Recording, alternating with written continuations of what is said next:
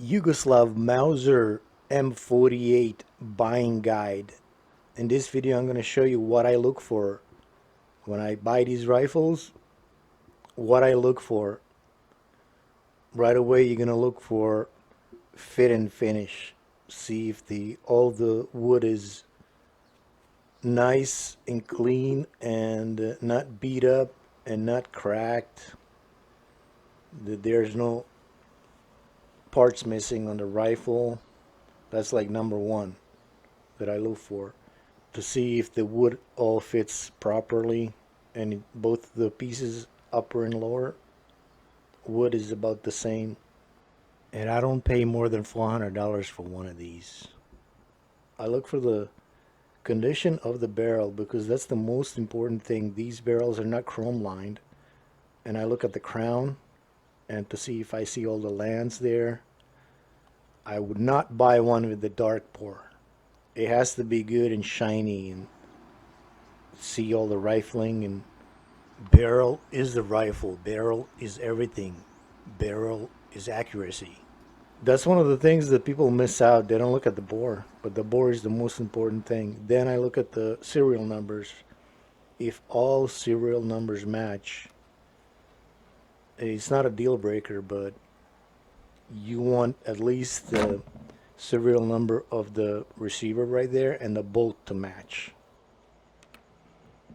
There's an older serial number on the magazine plate that was crossed out at the factory, and the new number is printed in. That's still matching. Then I look at to see if all those parts are stamped, because this is a stamped Mauser late model M48.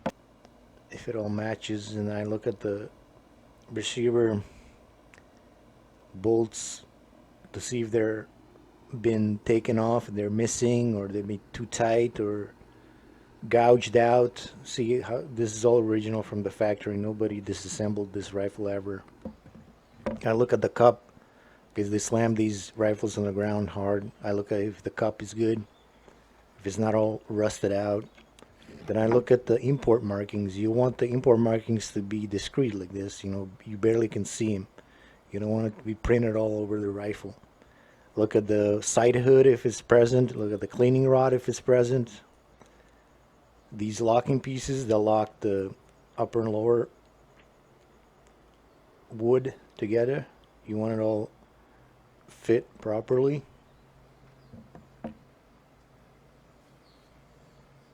You can see how the bolt is a little bit, it has some patina on it. That's normal. You can always polish that out.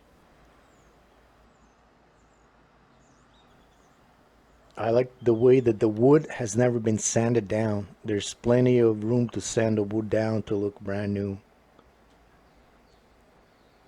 See how it's all fat on each side, the stock. I like to see that, and I like to see minimal amount of dings and scratches on the stock, and that's one of the reasons why I bought it. See how on the back you have some overlapping. Usually when they sand it down, the rear cup overlays over the wood. You know, you want the wood to be fatter than that, so you can always sand it down in the future and make the rifle look even newer. The bluing on all the parts, you know. Also on Yugoslav Mausers, you want to see the bolt face, because the Yugoslav ammunitions from 50s will burn the ring in. They got the leaky primers. They'll just weld in a ring around the firing pin. You don't want to have the oval hole of the firing pin either. See how this stock doesn't really fit 100%. There's a small gap. Well, that's more cosmetic. They didn't machine the upper handguard all the way down, and that can be fixed, but to me it doesn't bother me. And I wanted to show you the accessories for this rifle. Also, period correct, you want the Yugoslav sling, a leather sling with these brass. Only the Yugos have these brass nipples for the sling. This is the cleaning kit. You got that canvas pouch. You get the double-sided brass bottle One side is for cleaning, the other one holds the oil. The muzzle protector, really important when you're cleaning the barrel with rope. You don't want the crown to be polished out. This is the lubricating brush. You would think it's for cleaning, but no, it's for lubricating, and it fits on the rod. But the rod is only not long enough, but the way you lubricate it, you go from the front end and from the rear end. That's how you lubricate it. And then you got the rope. You got the cleaning snake rope to clean the interior of the barrel. And you got this pouch. They'll have different variation of this pouch. You know, the cloth will be different depending on the year. Then you got these clips. Those are Yugoslav ammo and clips. You don't want to use the Yugoslav ammo because it has the leaky primers. You don't want it to burn a ring on the bolt face.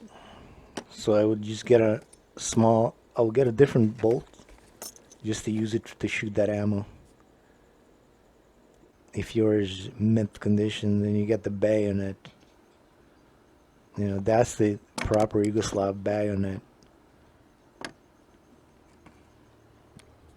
That's how it's supposed to look like as accessories. So this is going to be it for this video, and I'll see you in the next one.